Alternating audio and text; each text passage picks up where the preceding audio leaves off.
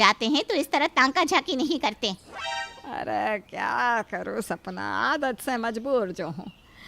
देख, तू तो अपनी दोस्त को जानती है ना।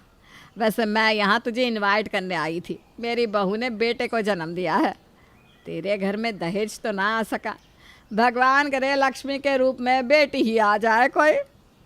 तो मुझे यहाँ बद्दुआ देने आई है, मेरा मजाक उड़ाने आई है? अरे मैं तो बस तुझे समझाने आई हूँ कि दूसरों से मिले दहेज या पैसे से कुछ नहीं होता। हमारी किस्मत में जो भगवान ने लिखा होता है वही होता है। अगर तेरे घर में लक्ष्मी आनी होगी तो आ ही जाएगी। वैसे परसों ना मेरे घर में पार्टी है, मेरे पोते के होने की खुशी में।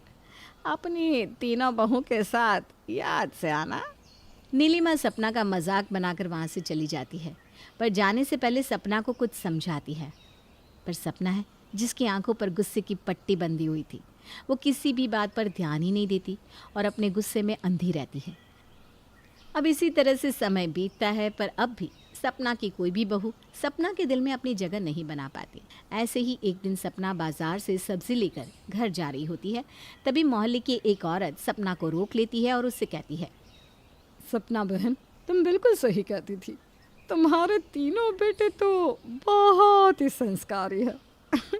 देखो कैसे उन्होंने अपनी मर्जी की लड़कियों से शादी कर ली, और तुम तो ऐसी ही रह गई हाथ मलते। अगर मेरे बेटों ने अपनी मर्जी से शादी करी है तो इसका मतलब ये नहीं कि वो मेरी नहीं सुनते। अब भी मेरे बेटे मेरी ही सुनते हैं। और मुझसे कहने से पहले तुम अपनी बेटी को देखो, जो तुम्हारी मर्जी के खिलाफ गई थी। बेटे तो ऐसा काम कर सकते हैं, पर क्या बेटियों को ये शोभा देता है? रस्सी जल गई पर बल नहीं गया। आज भी तुम दूसरों पर ही उंगली उठाना जानती हो सपना बहन।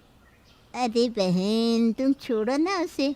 तुम तो जानती हो ना, उसके घर में एक बहू 50 लाख, दूसरी बहू 40 लाख और तीसरी बहू 30 लाख दहेज लेकर आई है। अब तो सपना के ठाठ बाट अलग ही है। लगता है बहू दहेज का कुछ ज़्यादा ही सामान ले आई है, तभी तो सपना बहन के पंख निकल आए हैं।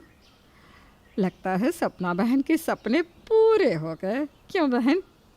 अब सपना जहाँ भी जाती आसपास के लोग उसका मजाक बनाते और वो इसका गुस्सा अपनी बहुओं पर जाकर निकालती।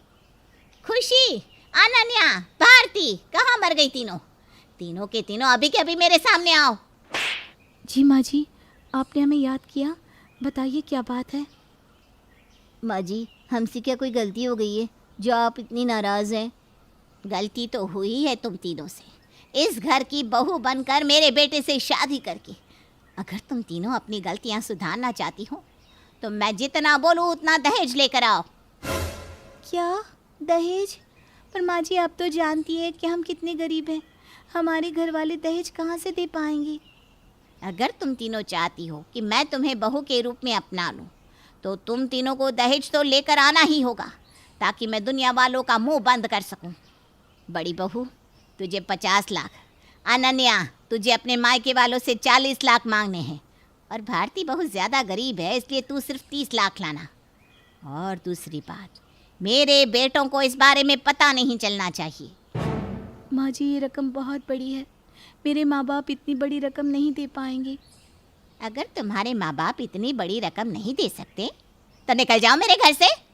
तुम तीनों को मेरे बेटों को फंसाने से पहले सोचना चाहिए था।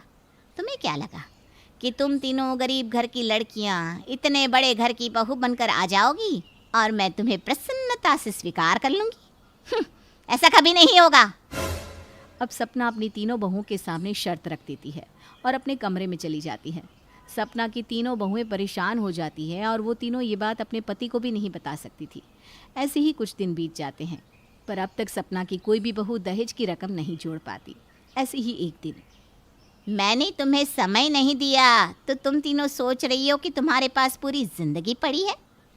पर तुम तीनों को एक बात बता दूं, 10 दिनों के अंदर मुझे दहेज की रकम चाहिए। माँ जी, ऐसा मत कीजिए, हम आपकी गुलाम बनकर रहेंगे। आप जो कहेंगी हम तीनों वही करेंगे। बस हमें घर जाने के लिए मत कहिए। हम इतने अमीर नहीं हैं जो दहेज दे सके। हम पर थोड़ी तरस खाइए माँ जी। जिनकी वजह से मुझे लोगों के ताने सुनने पड़ रहे हैं, मैं अपनी उन तीनों बहुओं पर तरस खाऊं? तुमने ये सोच भी कैसे लिया? सपना अपनी तीनों बहुओं को दहेज के लिए परेशान कर रही थी। सपना की तीनों बहुएं अब हर समय टेंशन में रहने लगी। ऐसे ही एक दिन अनिल अपनी बीवी से कहता है, क्या हुआ भारती? मैं देख रहा हूँ कुछ दिनों से तुम बहुत परेशान हो। माँ नहीं मान रही, इसलिए तुम अभी तक इतनी ज़्यादा परेशान हो। हाँ, यही सोच रही हूँ कि माँ जी हम तीनों को कब अपनाएगी भी या नहीं। कभी कभी तो ये सोचती हूँ कि हमें शादी ही नहीं करनी चाहिए थी। अरे तुम ऐसा क्यों सोचती हो? अनिल के इतना पूछने पर भारती चुप हो जाती है और बात को घुमाने की कोशिश करती है, पर अनिल समझ जाता है कि घर में कुछ ऐसा चल रहा है जो अनिल और उसके भाइयों को पता नहीं। अब अनिल इस बारे में अपने दोनों भाइयों से बात करता है और वो तीनों अपनी माँ पर नज़र रखते हैं। देखते देखते 8 दिन बीत जाते हैं और एक दिन जब तीनों भाई ऑफिस के लिए घर से निकल जाते हैं तो उनके जाते ही सपना एक बार फिर अपनी तीनों बहुओं को परेशान करती है। अब सिर्फ 2 दिन है तुम्हारे पास। अगर इन 2 दिनों में दहेज लेकर नहीं आई तो तुम्हें मेरे बेटों को तलाक देना होगा और इस घर को भी छोड़ना होगा, समझी? पर माँ, हम अपनी बीवियों को तलाक नहीं देंगे, और अगर हमारी बीवियों ने ये घर छोड़ा तो हम भी ये घर छोड़ देंगे। अजय बेटा, तुम तीनों भाई तो ऑफिस चले गए थे ना? हम बस ऑफिस जाने का नाटक कर रहे थे माँ। हमें पता चल चुका था कि घर में कुछ ऐसा चल रहा है जो सही नहीं है, और आज हमने अपनी आंखों से देख भी लिया। माँ, आप हमारी बीवी को इसलिए परेशान कर रही हो क्योंकि ये तीनों गरीब हैं, ये तीनों दहेज ना ला सकी, और आपकी जान पहचान वाले लोग आपका मजाक उड़ा रहे हैं। पर माँ, हमारी भी एक बात सुन लीजिए, गलती भी आप ही की है। आप ही हर जगह ढिंढोरा पीटती थी और अमीर होने का घमंड दिखाती थी। आपको तो बस भगवान ने आपके किए की सज़ा दी है। अगर आप चाहती हो कि आप अपने बेटों के साथ पहले की तरह खुश रहे तो आपको हमारी बीवियों को भी अपनाना होगा। सपना के तीनों बेटे सपना को समझाते हैं, पर अब भी सपना नहीं मानती, जिसके बाद सपना के तीनों बेटे अपनी माँ को सुधारने के लिए घर छोड़कर जाने लगते हैं। अपने बेटों को खुद से दूर जाता देख सपना ना चाहकर भी अपनी तीनों बहुओं को अपना लेती है, पर अब भी सपना अपनी तीनों बहुओं से